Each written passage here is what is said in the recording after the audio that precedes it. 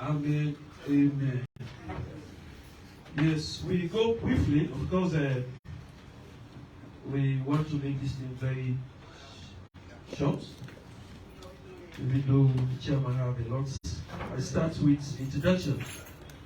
You know, the SLP is regimental. We start from the top. We have the chairman. Of course, he is not a newman to you. They are my colleagues. Indeed. I'm a journalist. Yeah. He's AIG Brima Jah, Director of Operations. We have AIG Sylvester Roma. He is also the Regional Commander, Freighter West. He was once Director of Training, is now Regional Commander. We have a Regional Commander, Freighter East, ACP, Mr. Dr. John Martin Senesi. And we have ACP Brima Jah, Media One, also double as the head of sports for the SLP.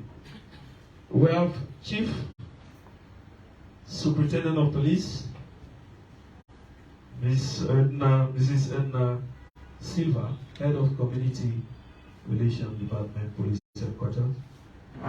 Of course, the representative from CID will soon join us.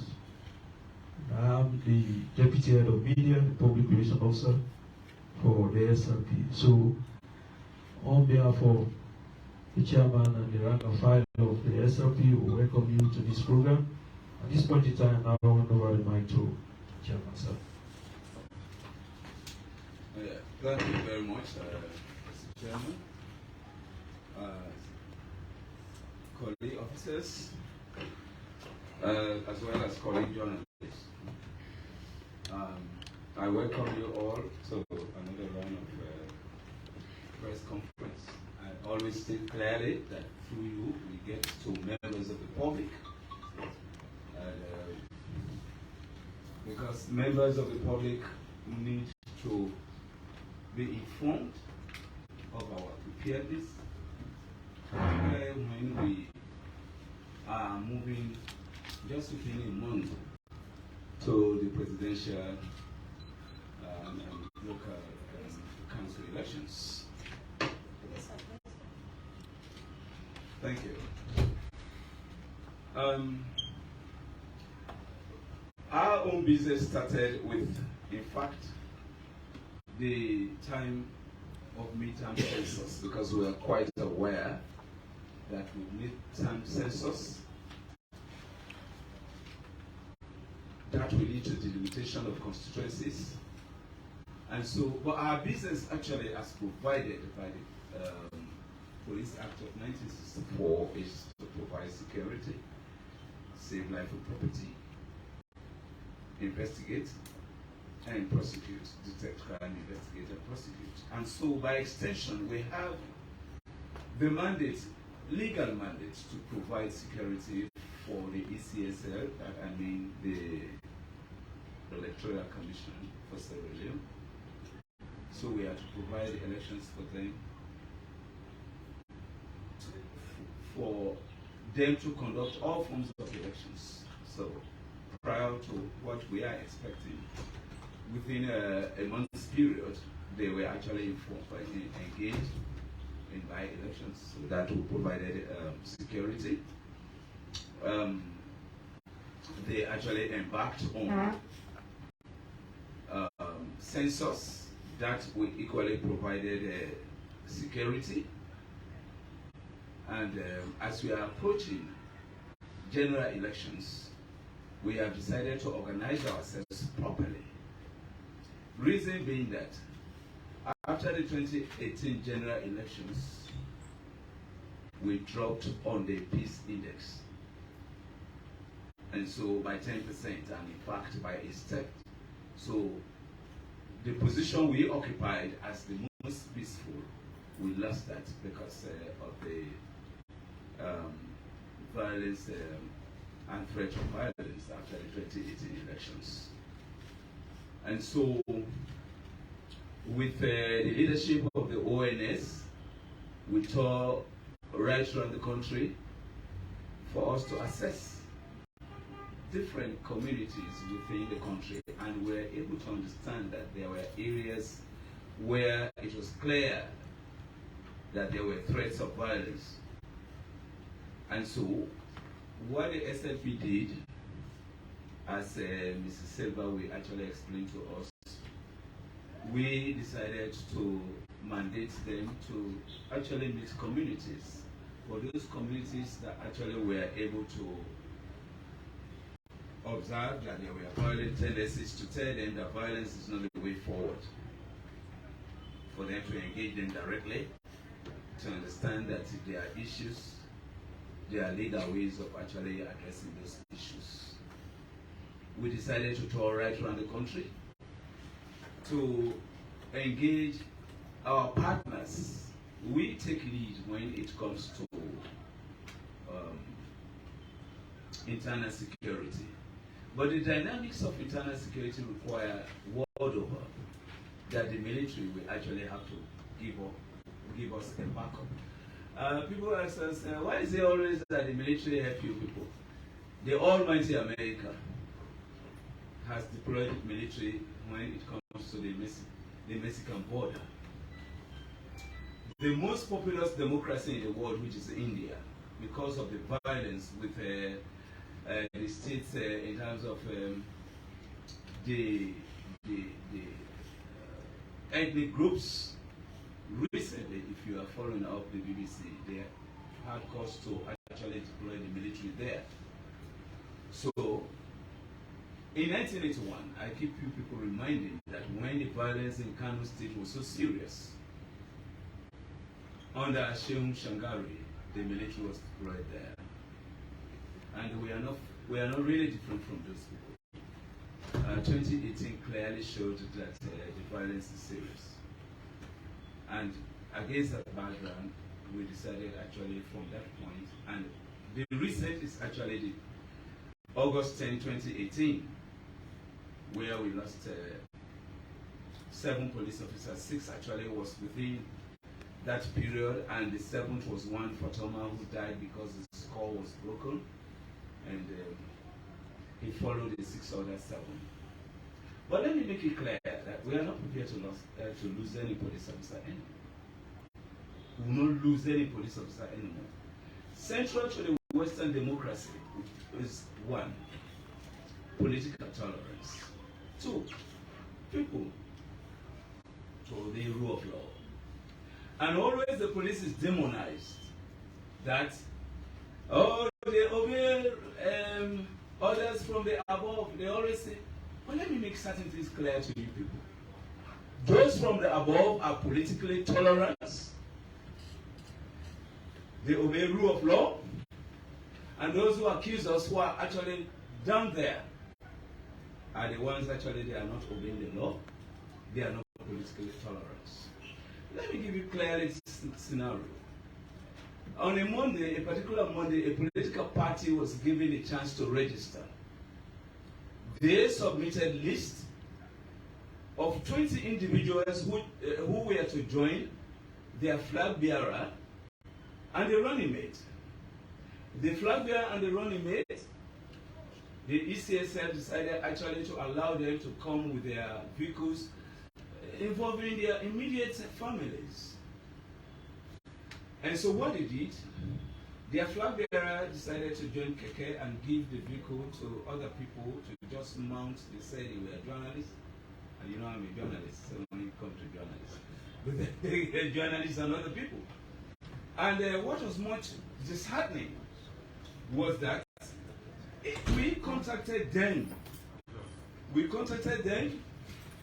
the hierarchy, for them to understand that they should talk to their membership to stay either in their party office or wherever they will identify, so that after the nomination they will go and address them.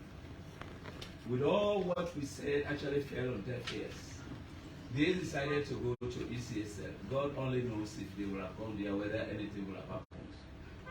We engaged them, but my disappointment is where rarely you see a lawyer actually flouting the law. And they came, people who were not supposed to be accompanied, they came, they said they wanted to be accompanied. And so we engaged them at Gloucester Street, by Garrison Street. They pushed us up to the library board, and we decided to be firm. And so we gave them a few tear gas canisters, because before ever they could realize that we were very serious, and because they realized that after that the other boys would be different from tear gas canisters, and so that is how we were able to resolve that. But I could remember a very senior member of that political party said, "Brima Jah, what's happening?" I said, "I'm disappointed." I said, "You as a lawyer should understand that central to Western democracy, which we are practicing here, is that there should be political tolerance and respect for rule of law." He said, "Hey, but you are telling me that?" He said, "I'm a lawyer." I said, "That's not the reason why I'm telling you, so that you should go and tell your membership that they should actually stop. Then after the nomination, you go and talk to them." And so we were able to contain them there. People came up to me, they said, "Go, Council, go now, your colleague, this boy is a lawyer, this and that." I told them, I'm disappointed, because everybody uses discretion. No? I said, if I use my discretion wrongly, I'll be found wanting.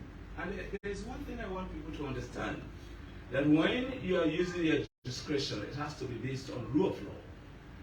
Because if it has no basis of law, you'll be brought in, because that discretion will be wrongly used.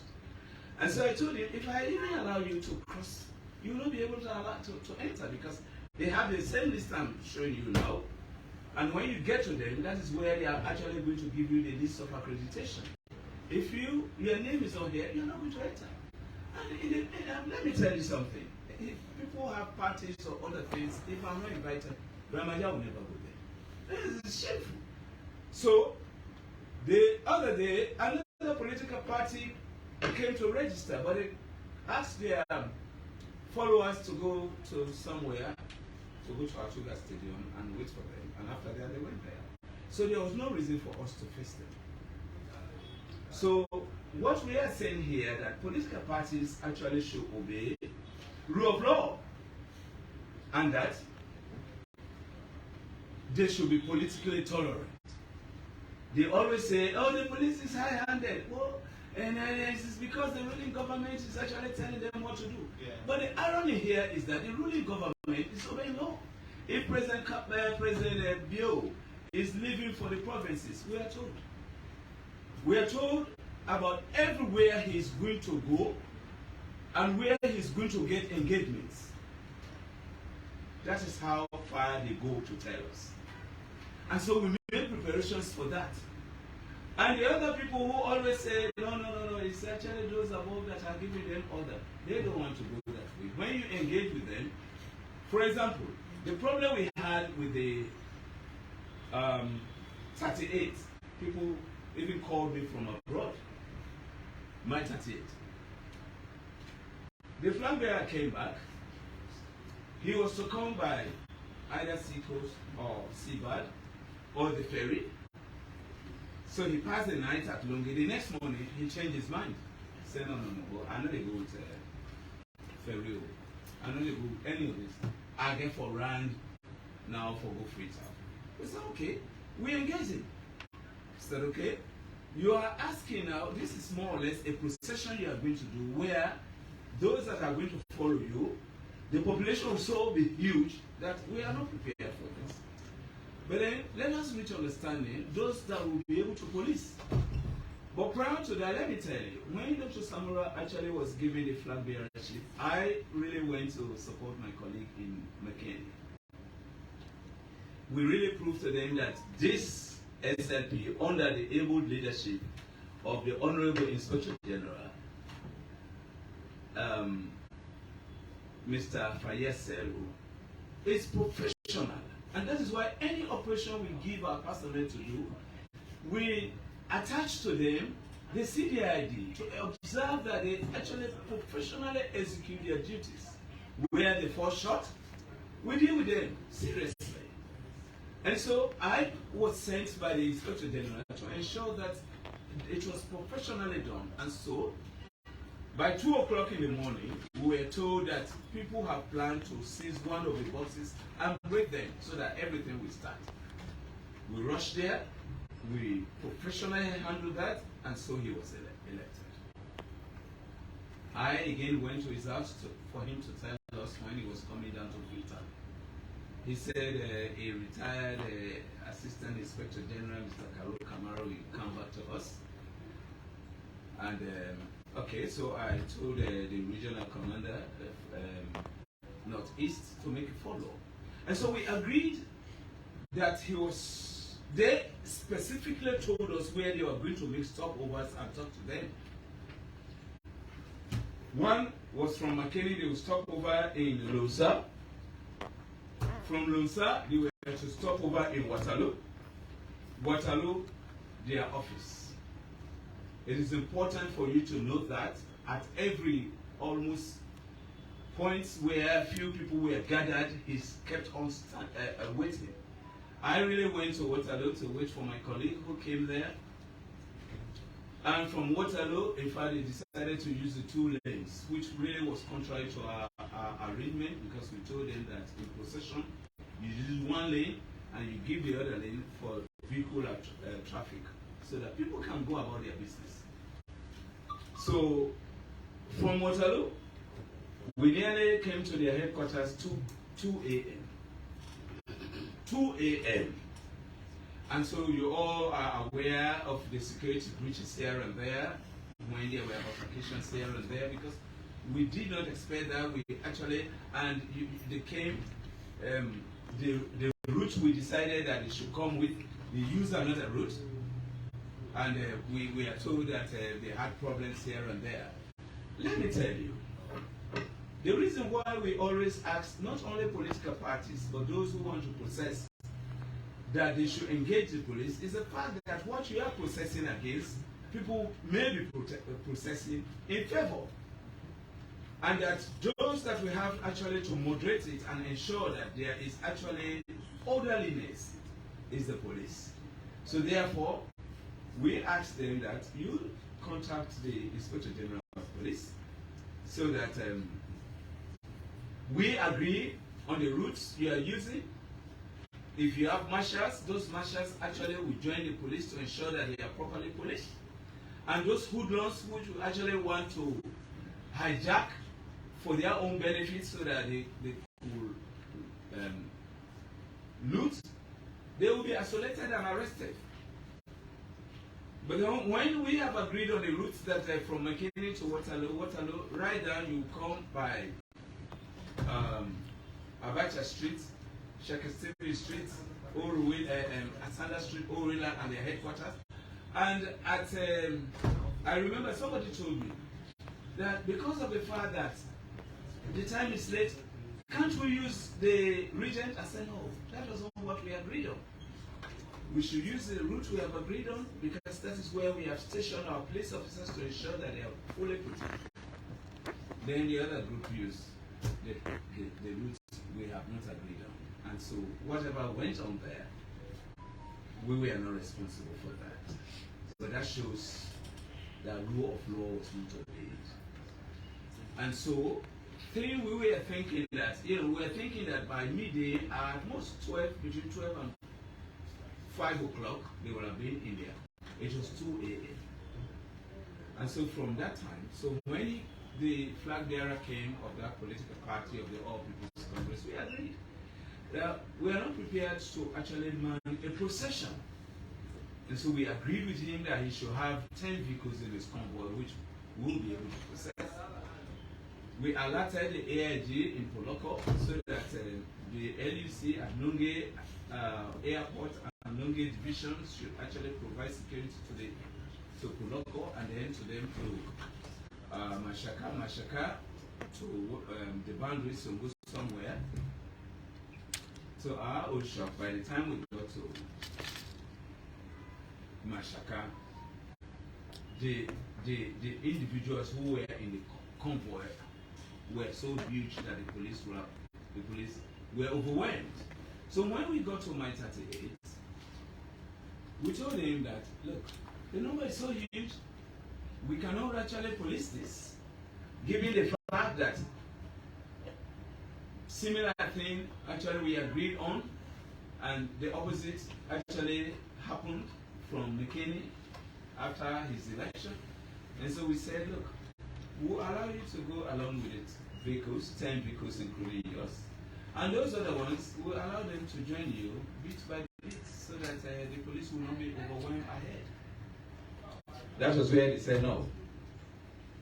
We have all of them, we have to come down to Freetown. And so if you heard of the standoff, that was the point. This is Western democracy Sierra Leone is practicing. But some of you are not very much aware of the history of Sierra Leone. Sierra Leone was the seat of British, it was the seat of administration for British West Africa. It was Sierra Leone that the entire British West Africa was governed. It was Sierra Leone that the appeal court of Nigeria was heard. Nigeria, the almighty Nigeria you hear. The appeal court was heard here in Sierra Leone. It was in Sierra Leone in 1814, known as the Niger Expedition, that Sierra Leoneans went to Abeokuta, Ibadan, and other Yoruba areas, where they physically constructed schools so that these two should benefit from Western education and civilization, which the British actually decided that from Sierra Leone they will propagate it right across Africa. It is this Sierra Leone that had the first university in sub-Saharan Africa. I remember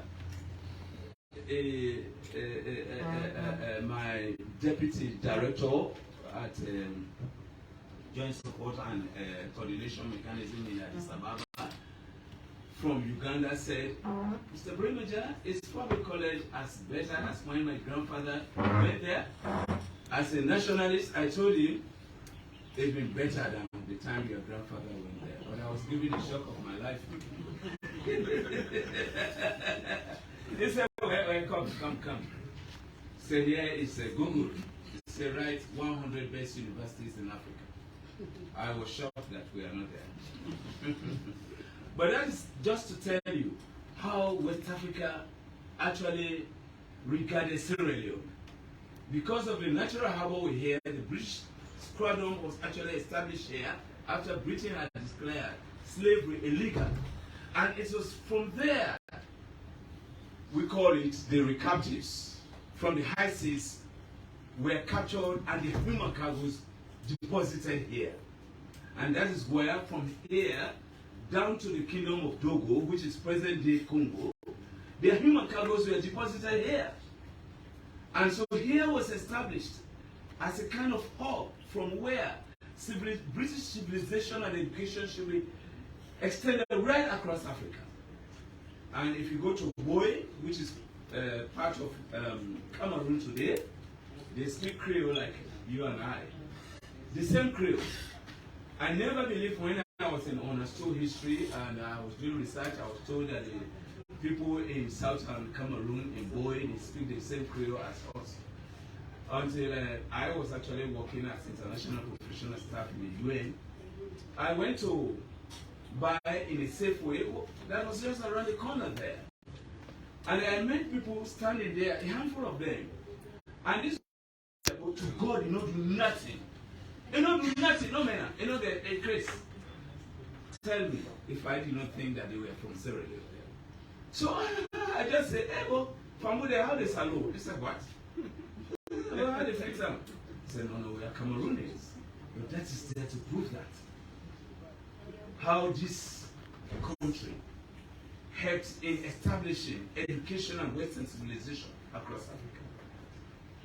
We, like the British themselves, have come back. But I'm telling you that we have not actually forgotten that. Our own policing is model and structure, and the British system of policing. We are political. We don't know political party.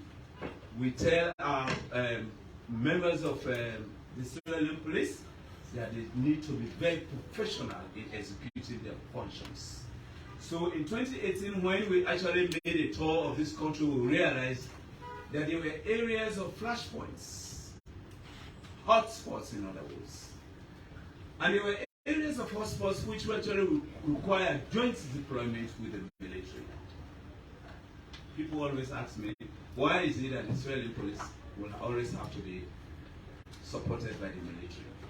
Well, I've actually cited the Mexican border, the issue in India, and the 1981 issue in Nigeria, Kano State to be specific.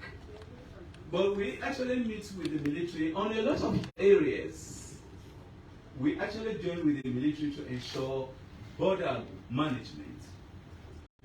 So we always meet with the military to ensure that there is proper border management. We ask the military that when, for example, His Excellency is going across, or we have foreign diplomats coming into this country, that they should be able to assist us by providing their naval wing to actually ensure that they are properly protected from Lungi to Freetown, so that terrorists will not create any problem. But let me equally make it clear here that the military does not only provide support to the police. The Mark C is actually where the military provide assistance to the communities. The military equally provides security, provides support to the MAD, which is actually government department. For example, when we had the Ebola, we had the COVID, and so.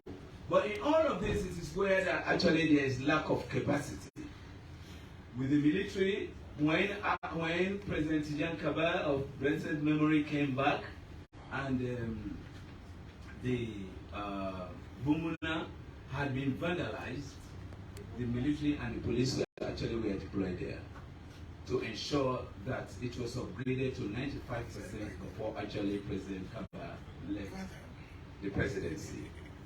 So we actually work with the military because what happened in 2022, August 10, was the first of a very shocking experience since I have been in the place for over 34 years, where civilians will attack police, knock them down, kill them, and even when they are dead, they will take sticks to hit their dead bodies.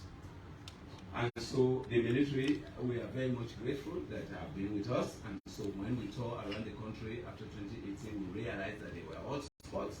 And some of the hotspots needed joint deployment. That is why with the military, we jointly deployed there. As we talk, in the western area, which is almost the epicenter of disorder, we have joint military deployment with the police. They are static as well as mobile. The static are where we consider to be the epicenters where the police and the military are deployed. And at the divisional headquarters, we actually have military deployment there with the OSD and the general duties that we tour around. They tour around that at those locations, if they actually are faced with difficulty, nearly overwhelmed, they will go and support them. And we want to replicate this right across the length and breadth. I remember when I was in Kano, I told them you did not have the experience of August 10, but you equally have experiences of where you have other challenges during the electioneering. And we informed them that with the brigade commanders, they should be able to come together and deploy and ensure that there's proper enforcement in the rule of law. And so the police has done that. In fact, that is more the reason why we have been able to establish the FCPs, the 4 control points. That is at divisional level. And at divisional level, we have told our, it's not only telling them, because police is semi-regimental, we have instructed the LUCs to ensure that they have been able, within their police divisions, to engage the stakeholders within their police divisions, because police is not present everywhere at the same time. And that is why far back in 1965, when I was not even born, that those legislators decided that they should give some amount of powers to members of the public. And so when you go to section 11 of Criminal Procedure Act number 32 of 1965, they gave 5 powers of arrest to civilians. So in my village where there is no police presence, if somebody rapes a minor, the chief will instruct the arrest of that individual and detention. And if it were night, they could not be able to travel. In the next morning, he will call the youths to join the victim and the suspect to take them to the nearest police station, which is the proviso section 12. And section 13 gives from the least police officer to the Inspector General of Police 6 powers of arrest. Because you can run into somebody who is carrying a drug. Are you really going to go to the magistrate courts to file in your arrest warrant, your warrant of arrest for it to be signed? Do you think that that drug barrel is going to wait for you there? No. You arrest him under section 13 of Criminal Procedure Act number 32 of 1965 and deposit him to the nearest police station for investigation and where there is evidence to be charged to court. So it's well prepared from that point. The police is very much aware, given the fact that we have decided to embark on the community policing. The community policing is to actually clearly tell you that there are various systems of policing. For instance, in the past, police officers will sit in automobiles, they patrol, they talk to nobody. And so the impact on the community policing was very small. There were those that would patrol all over, they talk to nobody. And so they were not able to make a greater impact. But then we settled down to community policing where there is community engagement, cooperation and collaboration, where communities actually tell the police what are their concerns, so that the police will translate their concerns into police operations. And that is why we are getting the successes, because we believe that crimes happen in communities. Those that commit crimes actually are people residing in communities, and the community people are in better position to tell the police what are their problems. And so we have already arranged that so that the LPPB, the Local Police Partnership Board, will actually work with the LUCs within their communities, and what are their concerns. Policing-wise, the LUCs will be able to provide it, handle it, and address it. And at the 4 control points, the LUCs will be able, after the observations, to escalate it to the regional commanders, where we call the ICCs, the Incident Command Centers. And from there, they escalate it further to the NJOC, the National Joint Operations Centers, here in Freetown at Moreton. So during elections, we will be stationed there, so that when issues happen from the divisions, escalated to the regions, and then it comes down to us. But let me tell you, while we sit there, we are able to see what clearly is happening at divisional level. And so we sit there and give them instructions. If it is terms of giving them backup of police officers, we do that immediately. We don't wait until it gets to the ICC before it gets to us. We have drones. Those drones actually will be able to tell us, interpret what is happening on the ground. And as what is happening on the ground, we actually address those issues. But let me shock you. we actually observe clearly what is happening in the social media. And then we see people who are saying, the police have told us that when we vote, we should go home, but we are not going home. We will stay around. Let those people be informed that we are ready for them. Because even the provision that is provided for them, when they vote, there's a distance they should actually stay. You cannot vote and just cluster around. No, we will not allow that. And that is why we have trained our police officers and partners so that we shall be on the same level playing field to ensure that this election is properly policed. Those who vote and say they will not go home, they will be breaching what is established, that when you vote, you play at that. Those who think that they will carry voting materials so as to create problems, they will be shocked equally because we provide snapshot checkpoints. We have already organized that. And that is intelligence-led. So when we have information that people have actually have some ballot papers they want to go and stop there, they will have shock of their lives because they will meet police officers making barriers. We will search them. When we find with that, we will arrest them. Take them to the nearest police station.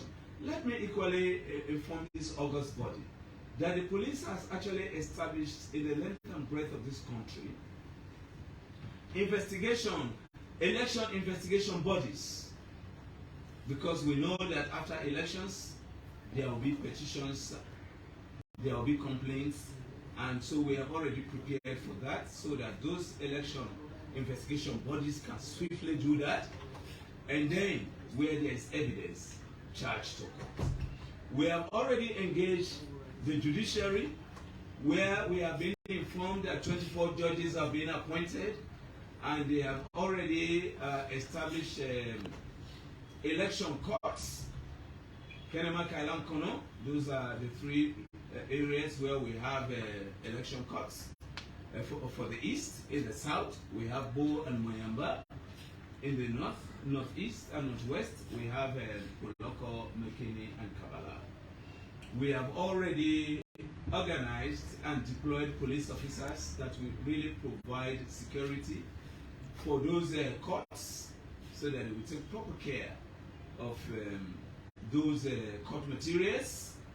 We have provided security for those judges so that their safety and security are guaranteed. We have also provided security for the law court here so that their safety and security is guaranteed. The judges generally, we by procedure are supposed to provide security 24 hours for them. That we have organized and provided. So they are all guaranteed that no harm will come their way. And we also see some political actors say, now this government when I want to bring back, this one we want to bring and they make Salon ungovernable. Then let them be warned that we are prepared for that. If their business is not peace, the people have a choice to decide who should govern them. That is Western democracy. And that is why when we are policing them, we say policing by consent. And so if you lose the election, you think that you will come and make this country ungovernable, then understand that the Syrian police will not entertain that at all. Will not entertain that at all. And we are fully prepared and fully deployed. And the deployment we have had in the western area, we are replicating, in fact, we have replicated it right across this country. And when we recently toured this country under the leadership of the NS Code, the CDS and the Honorable Inspector General were all there and other stakeholders, we made it known to those LECs where they have military presence and they also have military presence right across the country, that they should engage their military counterparts where they see security at stake, and they will be able to address that adequately. At regional level, the recall and the brigade commanders should be able to be conducting meetings with NS Code and other stakeholders with primary forces and their counterparts. They will be able to organize and address security as they come. And as we are here, we are 24 hours awake. And that is why we want people to understand that why they are snoring. We let them enjoy their snores because we are awake. The police is awake. And so 24 hours, if you call my brother here, he will respond to us. If you call any of these police officers, they will respond to you. Equally so. But let me tell you equally that we have been able to establish our FM radio 91.1. It's actually undergoing test. We always say that we are journalists. So you're coming to believe that. So the 98.1 is, we want to call it a security radio. That radio is to get it straight to the community members. We advise them, we talk directly to them, what is expected of them. And we are ensuring that we provide all their security. But to whom much is given, much is expected, is said. And so, we invite you here, as I always say, through you, you get to members of the public, for them that they can sleep and snore. The Sierra Leone police, the military, and their partners are awake. Those who do not believe in peace will be forced to believe in peace. But then most importantly, we want you and the public to understand that the propaganda they are actually passing around that, oh, no, now the ruling government is trying police for who? That is not true. The ruling government is law-abiding. They believe in rule of law. They are politically tolerant. And those actually that claim that the police is at the beck and call of the ruling government are those that are not politically tolerant, are those that don't believe in rule of law. Let me give you a clear example. In 2012, the ruling government at this point lost election. They went to the judiciary, which is actually there to look into their case. They were denied that chance. The rule of law, the judiciary could not hear them. And when they did not hear them, what did their flag bearer do? He packed his bag and said, "Let go London, let go do PhD." And then he left to read abroad. And in 2018, the opposite happened. A political party leader lost the election. He did not go to election. He did not go to the judiciary, which is provided to actually look into his case and see whether there were issues of his concern and there were genuine, but simply said, "I will make Sierra Leone ungovernable." And we have been around the police. I can happily actually state that almost the age of some of my colleague journalists I see here, because I've been in the SLP for 36 years. But I must say that from 2018 to now, this is the only time we have never had a week. The political atmosphere has been very terrible. We are prepared for that. And prepared for that, our commanders down to the LECs, they are fully prepared for that. But I must re-emphasize that we lose no police officers anymore. Those who cannot obey the law, they will face the full force of the law. And so, let me add finally that for the first time that in the midst of competing priorities, this government has provided, in fact, boats for the Sierra Leone place. You know, there are areas we cannot access them without boats. We have the Marine Wing. They are deployed right across the country. And so, but they cannot go to these areas without actually boats. I must thank our development partners, because the American Embassy gave us a few boats. I remember when I was Director of Crime Services, I was always going there to tell them that, look, these boats here are provided, we are taking proper care of them. I could go to Togo to tell them that what we have done, we are.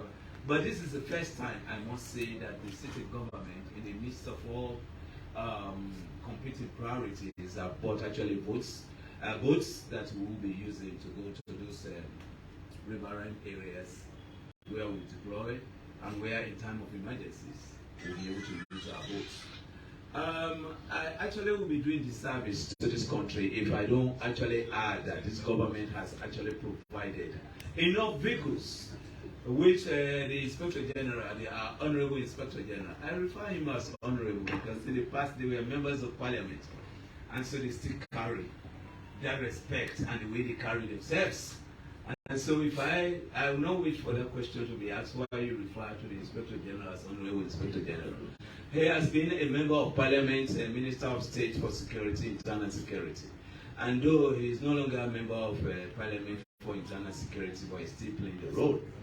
And so our Honorable Inspector General has distributed more vehicles because of this sitting government making it possible, because without vehicles, we cannot respond on time.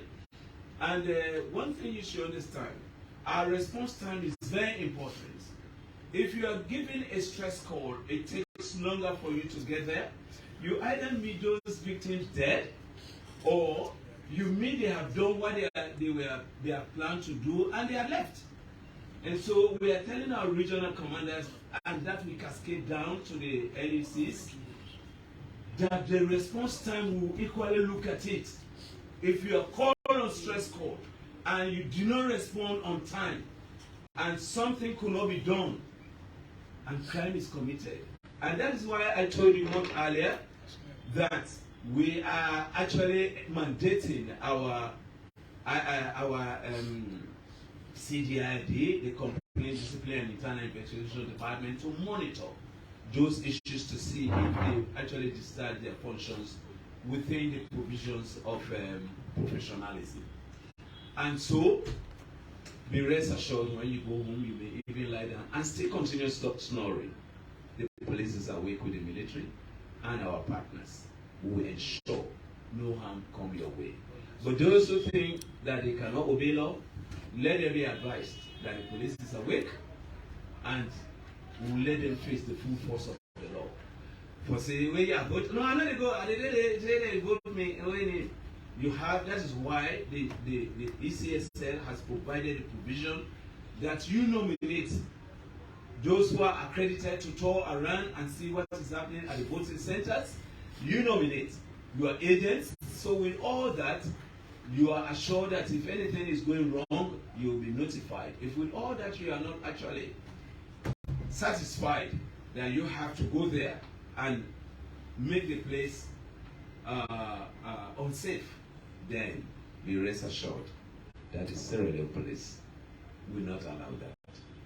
We have done our level best, we will continue to do our level best, and we ensure that this election, the general elections, at the same time we will have in our local council elections, will be fully policed with the police and our partners, the military in particular, to ensure that there is safety and security. We have already tasked the NFF to actually make sure that their fire engines are in proper working order and deploy them where we have sensitive voting materials, so that where in the event of accidental fire break, they will be able to handle that, so that those sensitive voting materials will be safe. We have already had an arrangement with the military to ensure that they provide transportation so that they will carry sensitive voting materials to the respective destinations and actually have more the QRF, that's a quick response team, so that where we are overwhelmed, they will be able to materialize and we will be able to handle it. So with all these arrangements, under the leadership of the NS Board and the primacy under the Sierra Leone Police, under the leadership of the Honorable Inspector General, we rest assured that there is safety and security. We admonish you and the members of the public to be politically tolerant, to obey rule of law. If they fail to do so, they will face the full force of the law. I thank you all, my colleague journalists, as well, my police officers. Thank you very much.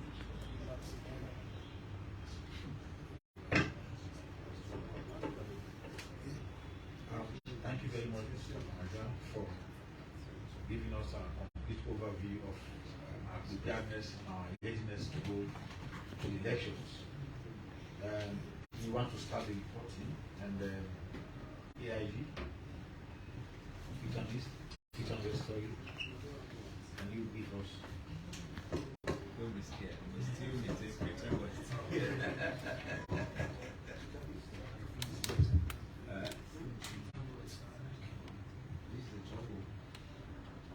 Good afternoon, ladies and gentlemen, our good friends in the Fourth Estate. We are happy that you are always coming around and getting the news from us, because it is always important for us to inform our clients, the people of Leone, about the status of their security, especially the communities that we police. As you have been told, I am AIG Brima, the regional commander for Freetown West. My update in terms of security is that we are doing the joint house lab and SLP patrols every night and every day.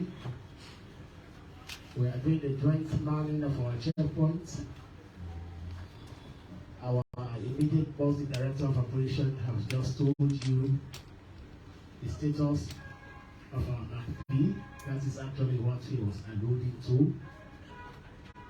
So jointly every night and every day we are doing the patrols, we are manning the security checkpoint, and also we are doing our patrols just to ensure that those people who don't want to give peace into our communities, we are able to bring them to book. This month of May has not been a very cozy one for us in the Freetown West region. Starting from the 7th of May to the 19th of May, we had 3 incidences of armed robbery, what we call robbery with aggravation. On the 7th of May, a lady called AIG of 23 Life Boasting Road, all Fulkisi Road, reported that a group of men armed with weapons attacked her home while she was sleeping and robbed her of the sum of $1,000, 3 laptop computers, 2 iPhones, 2 iPads, quantity of wristwatches, jewelries, and other valuable items, the cost of all of which amounted to 244,000 euros. That matter was under our active investigation. On the 16th, barely a week after that or so, the Gogo Cross Police Station was informed that armed robbers have also attacked the premises of one Mr. Julian Awonorena of number 7 AC in a hero Freetown. He shot him on both legs, wounded him in the head, and robbed him of one iPhone 13 Pro Max phone, one CCTV, one camera. I don't know the specification anyway. Please excuse me for that. And also some other valuable items. Again, 3 days after that, on the 19th of May 2023, at a place called Mosebo, this is off Bathurst, the Bridget. The High Court judge employed our undercover agent. The IGP has established a special task force that can aid us with information relating to high profile cases. So these assets were deployed, and on the 22nd of May, they arrested One Abdurrahman Fofana is commonly called Uncle Lo, I must inform you, and very gladly so, has provided very useful information to these robberies, for which we have now arrested another of his co-suspects by the name of John Bangura, aka GB or GZ. His arrest was a very interesting one. And this was yesterday at Skidini Market. When our men went to his abode, they ran towards the sea and they thought he was joking. He jumped into the sea. Luckily, we have trained marines as well, so they jumped into the river, into the ocean rather, and they arrested him there. Much to their personal risk of losing valuable property. You know, the mobile phones are very expensive now. The wristwatches, smartwatches are very expensive. So those of our agents had to lose all of that in the course of duty. So JB is with us as well. And I can confirm that on an individual basis they have confessed to 2 of the robberies, and they each one confessing to 1. So 2 of the robberies we have confession for them. And very interesting as well, it led us to the discovery of 3 computers, all of which belong to Justice Alfred Dada. This morning he was in my office and he has identified his computers. In fact, they were easy to identify because one of the computers, when you want to switch it on, I don't know how they call it, it comes on the screen, his face is there. So his name is there, and then his face and some other pictures. Unfortunately, his official computer, we are still looking for it. And by God's grace, we are also going to be lucky for that one because the agents are looking at some people for that. So for now, we have those 2, Ankulu and GD, who are armed robbers. And we have 3 others also. As you may know, we have people who usually support the operations, and these are the people we sell to after the operations. So we have Abu Bakr Siddiqui, very interesting Muslim name. Abu Bakr Siddiqui. His alias name is Buba. We have Mohammed Suma. His alias name is Sobon. And we have Yusuf Kali. So we are looking for these ones. We are investigating them for the offense of receiving stolen items. Over the week also, we give support to the Ministry of Transport and Aviation. We are trying to carry through the projects. We call it the Integrated Urban Mobility Project, which is trying to give a facelift to our road infrastructure.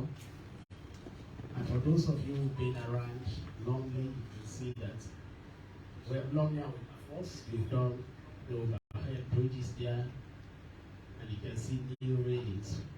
So what they asked us to do was to give them support to clear up the streets of street traders, otherwise they were not going to be able to do that job. So if you've been to Lonely axis of recent, you can see that the streets are cleared. The contractor is now working, or the contractors are now working on the walkways, and they've started the erection of rails around the markets. down to somewhere very close to the bridge. That is ongoing. I want to end my updates by encouraging people to always call upon the police. I'm saying this because of practical experience. I think it was on the 13th or so, armed robbers made an attempt at Kalon Drive. There's a house at Kalon Drive. I don't know the address now. But it was close to a building where they used to have the FAO office. So they also went to attack that house. But the people were smart. So they called on the police. They called on the Aberdeen police and also Ogogo Cross police. So my officers dispatched 2 vehicles, one coming from the beach and another one. So they hunt, they ran away. So that tells us if we are able, because the director of operations was talking to you about our response time. If you contact us when you are attacked or under attack, we can do our best to come to your rescue. Usually what people are doing is only when the robbers are gone. Well, we cannot know whether you had a chance. But just say if you have a chance to just call, please call us. We'll be at your service. The toll-free line, I know the media people are always giving you, but just for emphasis, 112 907. If you want my commander's numbers in the West region, I can give it to you after here. I have it in my phone. For example, the one in Central is called Mr. ITZ already. It's on 07898 1010. No, sorry, that is operations officer. His operations officer is George Momo, 078981010. ITZ thoroughly is the NEC is on 079553158. For the rest of the others, I can give it to you. If you care to know, please share this information with the general public. Let them call us when they are in distress. We'll be available to come to their help. Thank you. Thank you, sir. We can now listen to the Commander of Freetown East.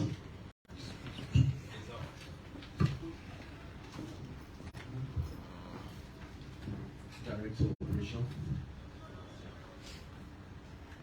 Regional Commander of Freetown West, colleagues, senior officers, junior officers, members of the 4th Estate, good afternoon. I am John Martin, Regional Commander of Freetown East.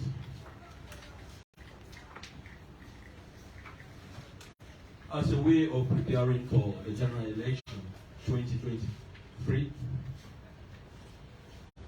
on the 7th of May 2023 to the 24th of May 2023, acting on a tip-off within the Freetown East region, the anti-drugs unit responded to several raids within the region. And several suspects were arrested, one for being in possession of drugs like kush, tramadol, and marijuana, and also some were arrested for abuse of drugs by potential youths by the anti-drug squad at Grafton, Coastal Wellington, Calverton, respectively. A total number of suspects arrested within the Freetown East region. We are 30 in number and 7 charged to court for being in possession of drugs like kush, tramadol, cannabis sativa, based on the drugs analyst expert report.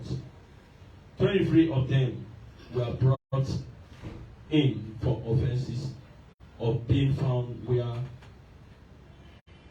people are used to take unlawful drugs. They were cautioned and warned. A Nigerian national by the name of Bamus Atus was also arrested for being in possession of harmful drugs such as cannabis sativa, tramadol, kush. The said suspect, case file, and inquiries was transferred to Toku for further investigation.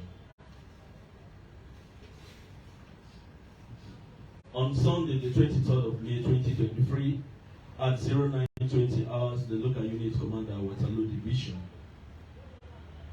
based on intelligence and information received, he instructed the ops team to proceed to Tumbo along Kent axis.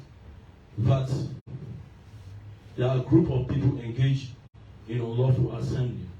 Upon their arrival at the said scene, they were able to engage the alleged group, and they admonished them to stop the unlawful assembly and even the deprivation of other road users, but to no avail.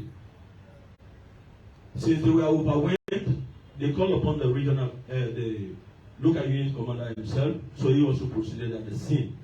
He did further engagement that the assembling at the Tumbo Highway leading to Kent at that particular Sunday morning, it is unlawful because there was no police clearance given to them.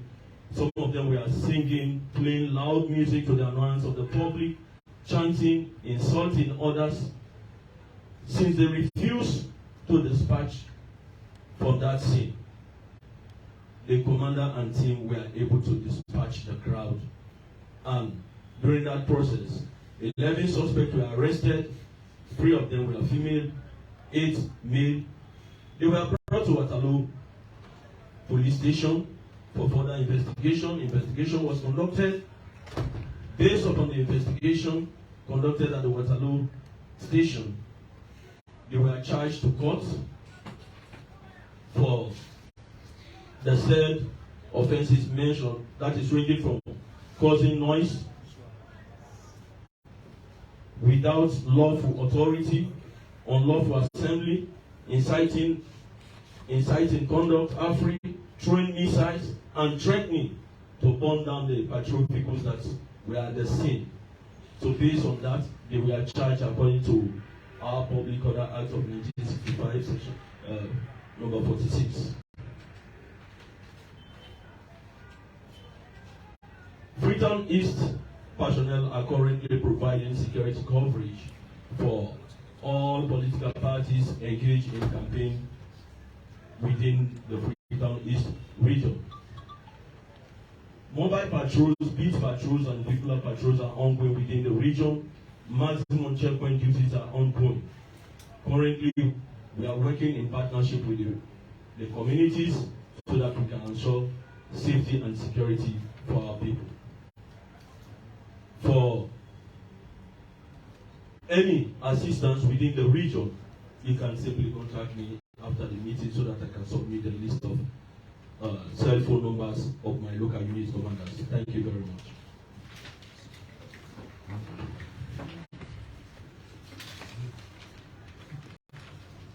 Thank you also. We can now listen to the head of community relations department.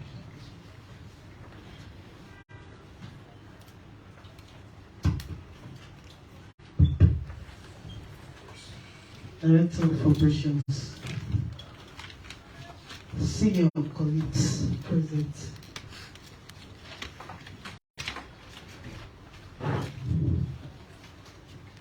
members of the 4th Estate, good afternoon.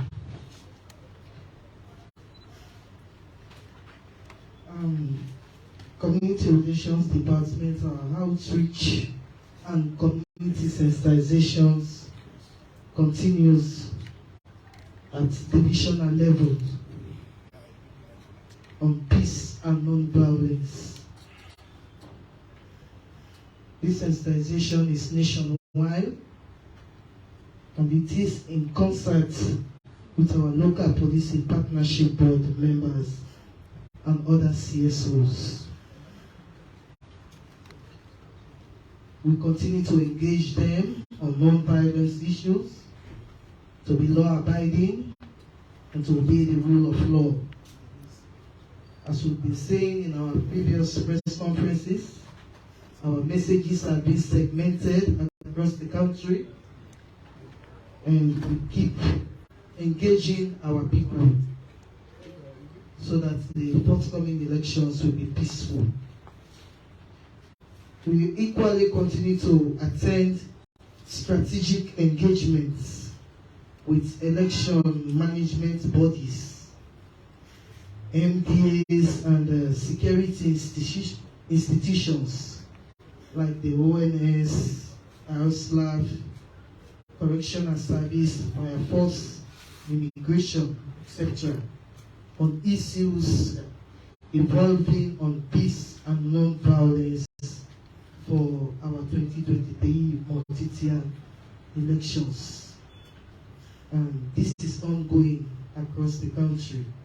Our sensitizations continue, and it is robust, as I always say, across our communities, engaging them, because you cannot, ignorance of the law is no excuse. So we keep talking to them, so that at the end of the day they will not fall victim. Our sensitizations continue, and we'll do that even after the elections. This is all for now. Thank you. Let's hear from the man who's dealing with crime. Musa, Joshua Musa.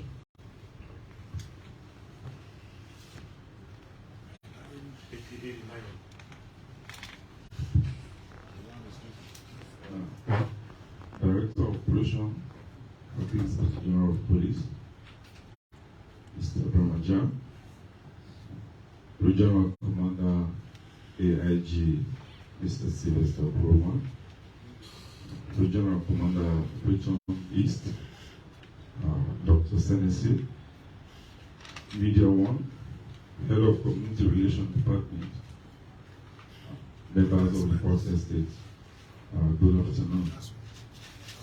I'm Prisoner Joshua Musa from the Criminal Investigation Department Headquarters, Operations Unit. On the 15th of May 2023, one Jane Aston Bandawa, a British national of #1 Black Johnson Beach Resort, Peninsula, and Granville Zuri, a British Sierra Leonean national of #1 San Samuel Luis Road, Aberdeen, Freetown, we are arrested and brought in for investigation on an alleged offense of incitement and riotous conduct. A brief fact of the matter is the Ministry of Fisheries and Marine Resources, in order to develop the fisheries sector, developed a fish harbour project to be established at the Black Johnson Beach Resort. Due to the depth of the water, low tide, lack of settlement, and limited settlement, the project constitutes the platform of waste management facility, office space, cool room, and other facilities. The project was approved by Parliament, endorsed by His Excellency, retired Brigadier Dr. Julius Madabio, and it was funded by the Chinese government, for which a grant of $55 million was given for the said project. The committee was set, comprising of the Anti-Corruption, Ministry of Finance, Ministry of Environmental, and then the Ministry of Lands, to identify areas where this fishing harbor should be established. In the cause, they identified areas at Black Johnson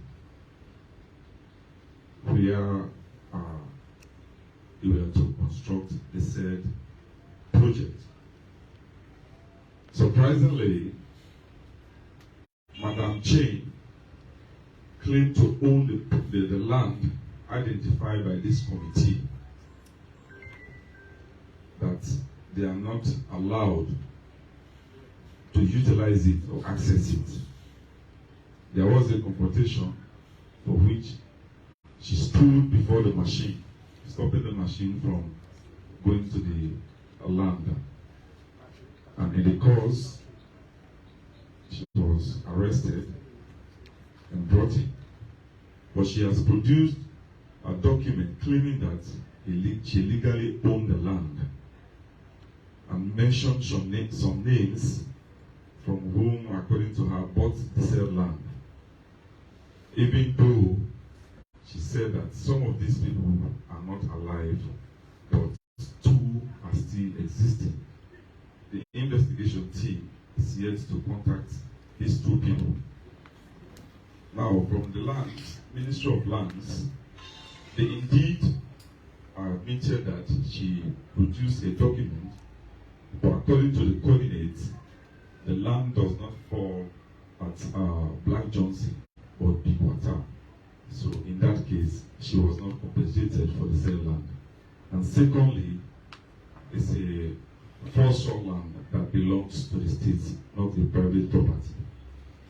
We are still on the investigation. Thank you, sir.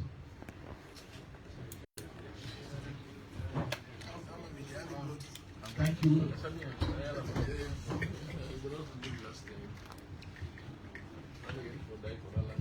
Now we've had the reports. We want to turn the mic over to you. We are turning the mic over to you.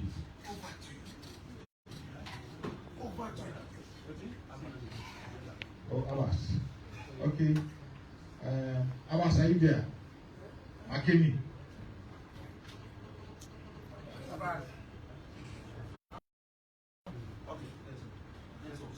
Network? Okay. So we turn over the mic to you guys. You have questions? Okay, let's start from here.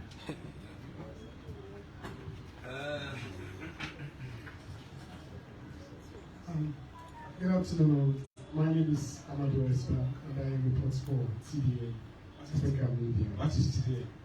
The True Diaspora Network, we are an online streaming platform to the people. Yes. Yes.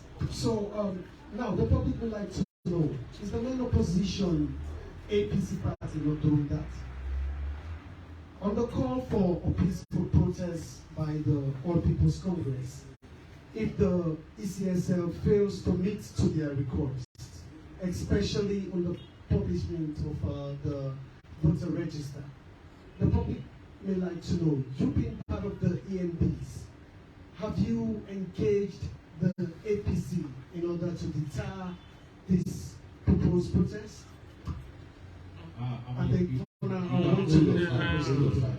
If you ask 3 questions, let's give the... Engage you, the opposition? But you are specific. Yes, Suma. Yes, sir. Suma, Mayama, SLBC. AIG, sir. Yes, please. We are not prepared to lose any police officer. At all. Yes. So, what are your plans to protect police officers? All right, plans to protect. Yes, I do. We You still preface? waiting for this question. The All People's Congress, Yeah, the question is directed to any one of you. all right. Let me drop that. There was a campaign scheduled for the All People's Congress yesterday in Bonn. They alleged that some people are alleged to be SLP supporters attacked their members and supporters and inflicted some injuries on some of their members. We want to know if the police made any arrest of those alleged SNDP supporters.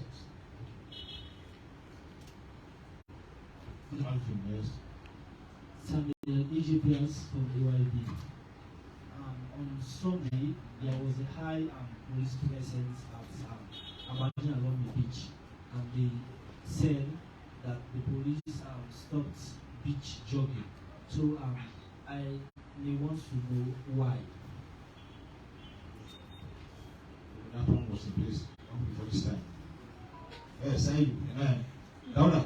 Yes, sir. Not you, not you. Stop big job. Yes, thank you. Yeah, good afternoon. My name is AIG Brima Jah from Sky.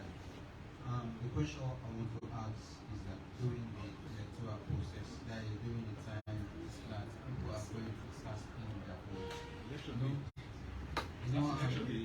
Election and election. They say during election time people are. Okay,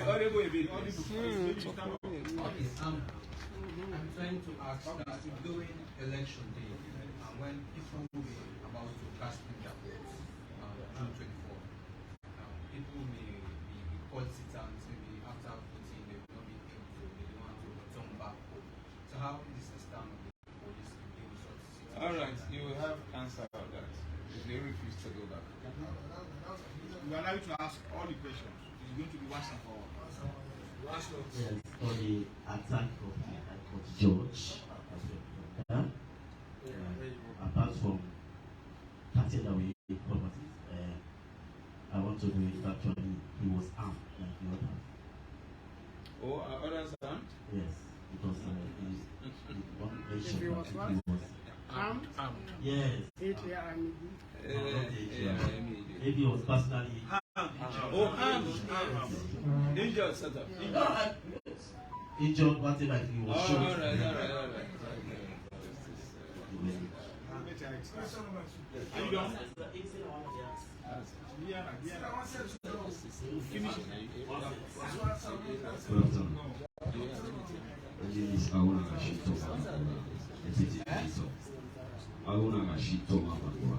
Deputy Editor, Africa 24 newspaper. I'm posing my question to the head of police investigation.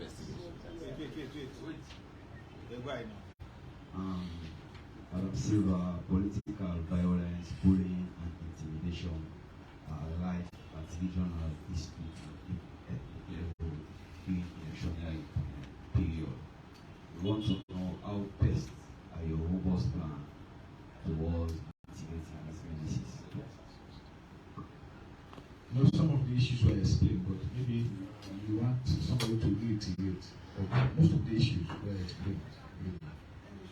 Any other person? When we land, you want to ask? Yes, sir. All right, take the mic.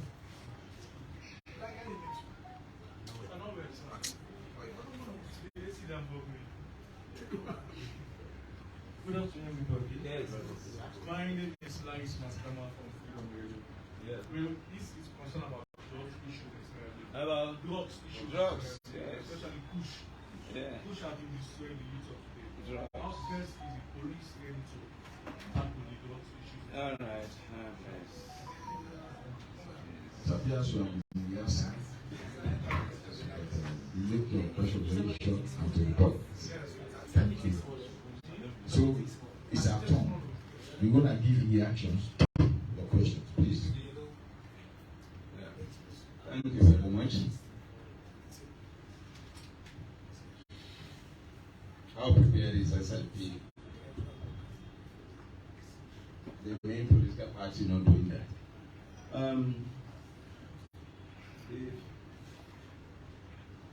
As a parent, you are raising your child.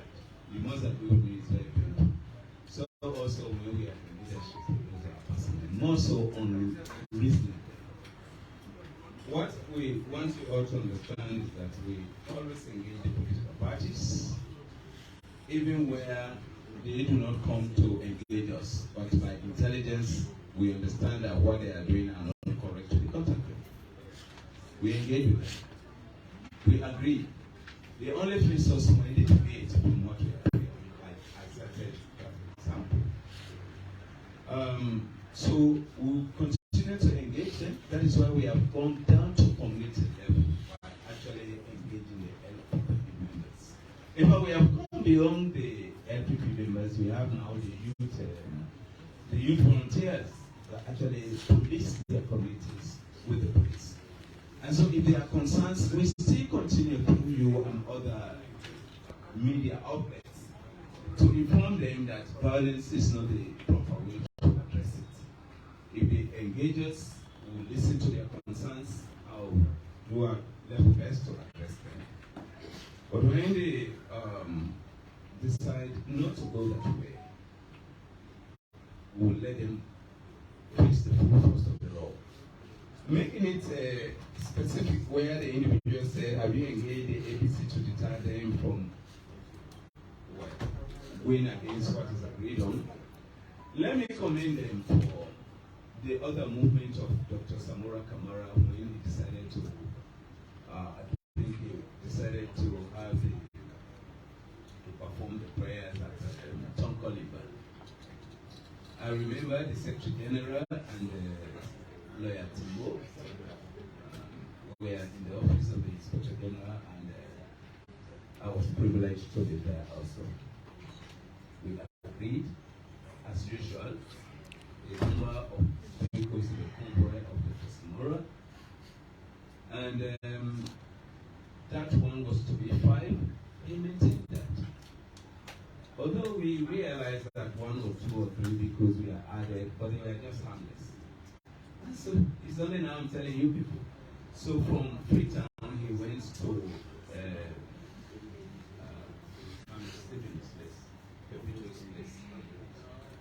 Mongolo. He went to Mongolo. From Mongolo, he went to Kasiri, to Tonkoliba, and all these places.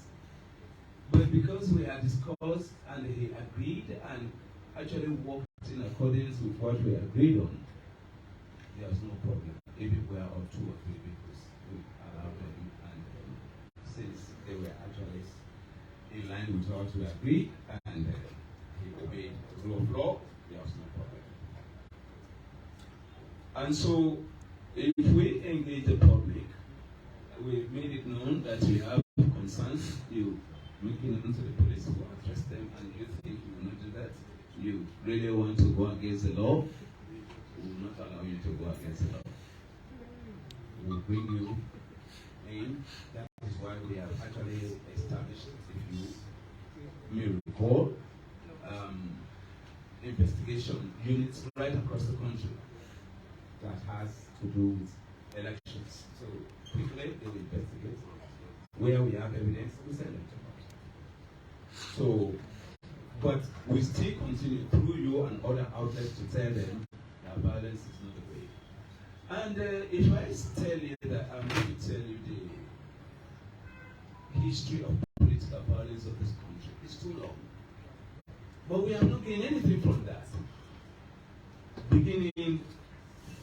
Our beginning from 1968, where 67, where the violence was so serious that it led to coups and counter-coups, and Shaka Stephen was installed in 1968, and he decided to conduct by-elections that was violent, serious violence right across the country. We did not gain anything from that. But prior to that, there was urban protectorate disagreements. And with all the very good history I told you about Sierra Leone being the seat of British administration for West Africa, Sierra Leone having Furabin College at the first university in Sub-Saharan Africa, the University of Sierra Leone. But then we left behind because of political disunity, because of disagreement. That is why Nigeria, that we took education to, and the same thing to Ghana, gained independence before us. So that tells you when you are not politically united, you are not tolerant, you lag behind. Ghana 1957, Nigeria 1960. before we came. That was the disunity. In 1973, the violence was so serious that the SLPP had to withdraw. In 1977, the student demonstration nearly knocked off the APC. In 1978, the one-party state thinking that when we just have a single political party, then we will not have problem in the country. But that was not the case. In 1982, villages were attacked, people were killed, and houses burned down, like the Kaus Conte and the opponents in Kabbalah, like Timu Bangura and Timbo, God is littered in Sanda, and the Dogoisri in Pujan.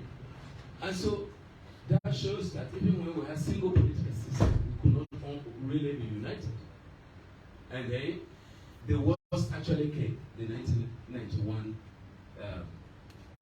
rebel war, which lasted nearly 11 years. When President Kaba decided to actually engage them through negotiated peaceful settlement, people said no, the atrocities were so much. But in his wisdom and international exposure, he decided to go that way. We got it. We got the peace. And under his leadership, apart from the time he was overthrown and later brought back, we really enjoyed relative peace. Structures were put in place to address those violence, like we have the ONS, like we have the IESBC, all those other structures were put in place to address the violence.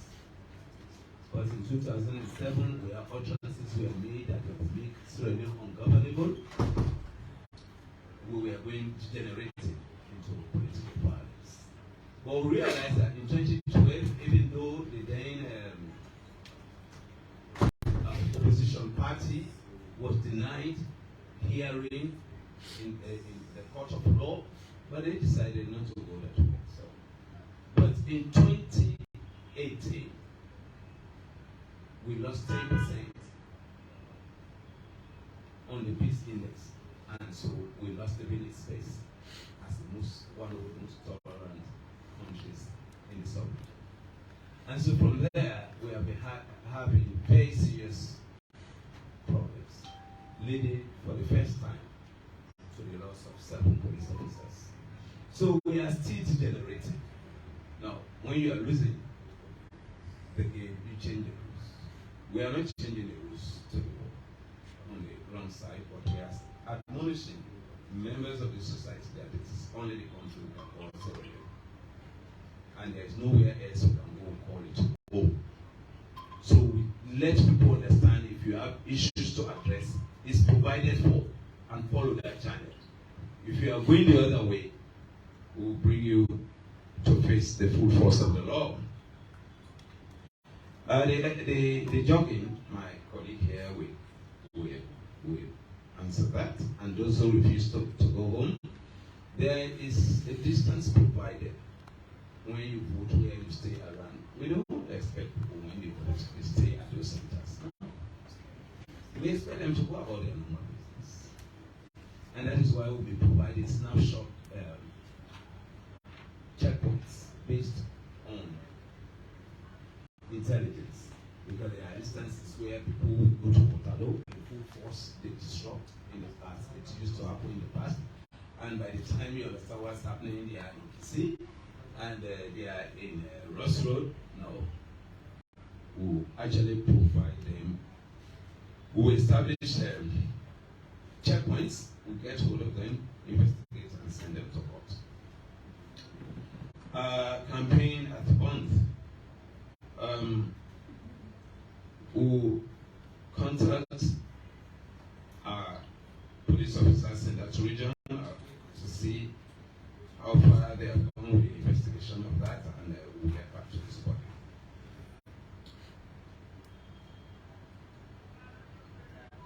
Regarding political violence across the country, I made it known that we have actually deployed with the military right across the country fully to deter those who believe in violence and not rule of law.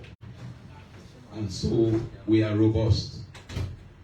Regarding drugs, we at management level here, place hall we are occupying. The regional commanders have been tasked to conduct raids, and they have been doing it. They conduct raids to get us. If you remember in Waterloo, in the Freetown West, all around, so that those in the ghettos will be arrested, the drugs will be taken to police station as exhibits, and they will be charged to court. So we are fully prepared.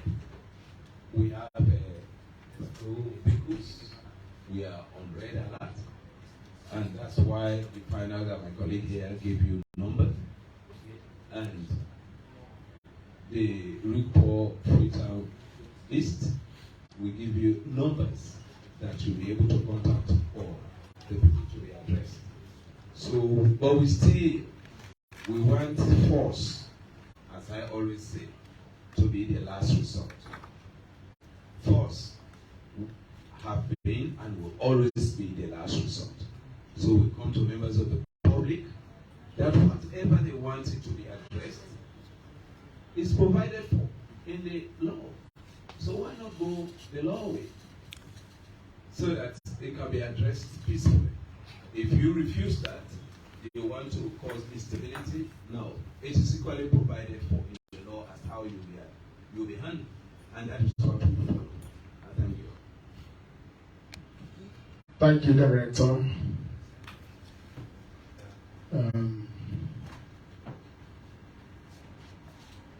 These are very interesting questions.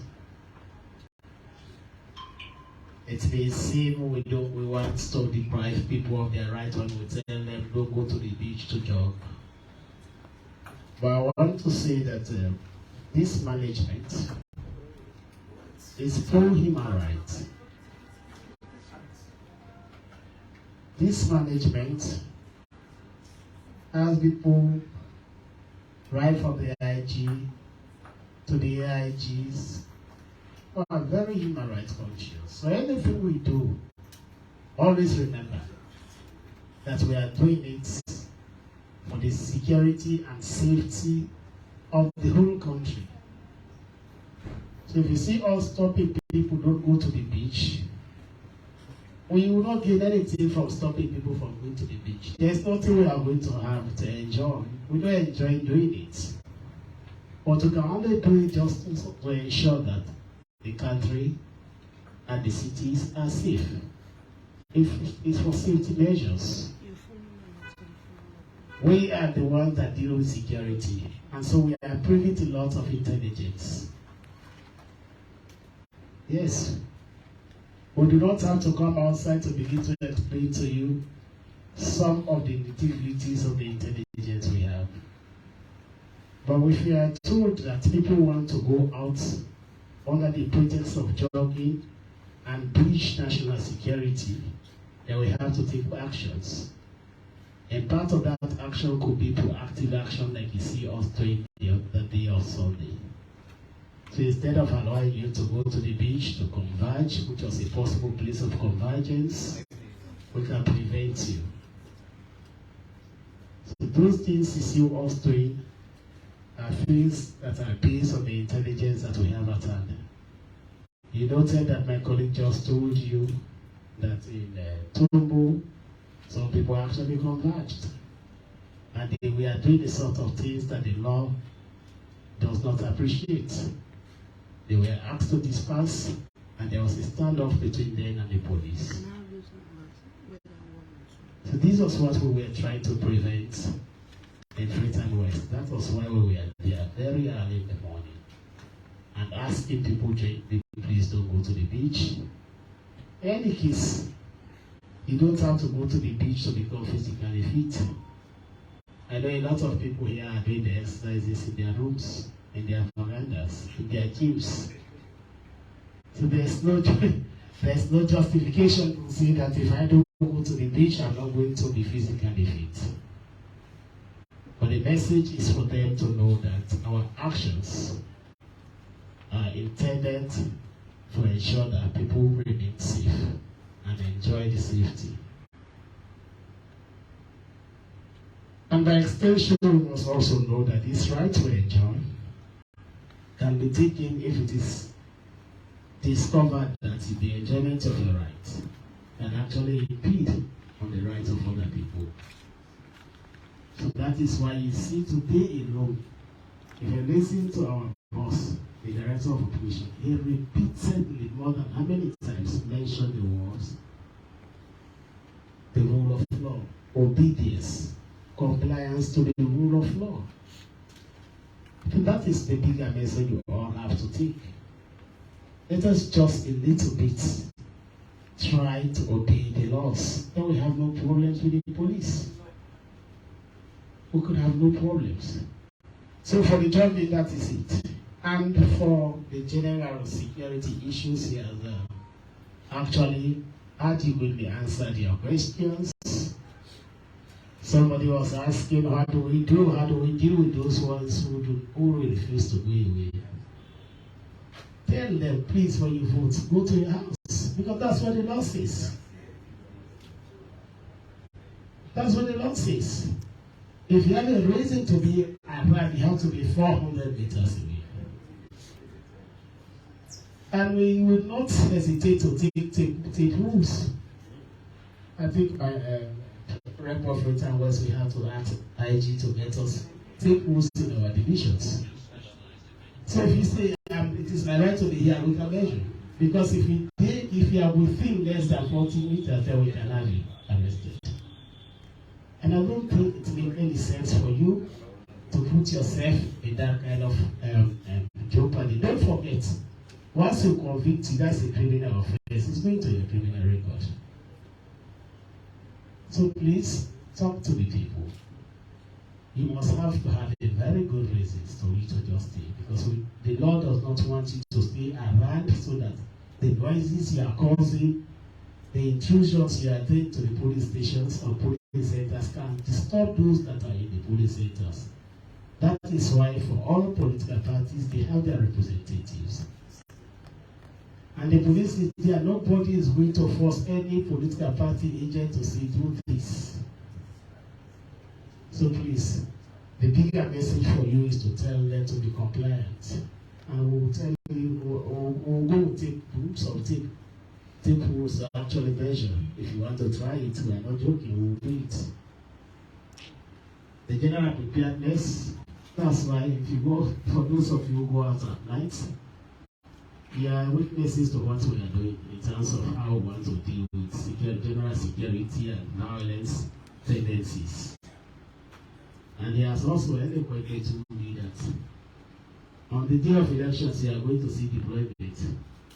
Maybe very robust than this. You will see patrols. He informed you that the IGP has procured for us new vehicles. So we are going to be patrolling all over the place, all these your corners. People will go and vote and return back in safety. But for those who want to cause havoc, there is going to be a template for them of how we are going to deal with them. So tell the populace that their safeties are guaranteed, especially in this city of Britain and everywhere. Drugs is a huge problem, and again, we want to tell you that we are not sleeping. Every day we are conducting rates. This is a normal thing, one of the basic normal things. So for us, it's not so strategic that we have to be talking to you every day that we are arresting people into the ghettos and we are sending them to court. But if you go across our divisions, you can see that on a daily basis, we are running after these boys in the streets, we are running after them in the ghettos, and as we arrest them, we are sending them to court. I think that's what we have for you from this. Thank you.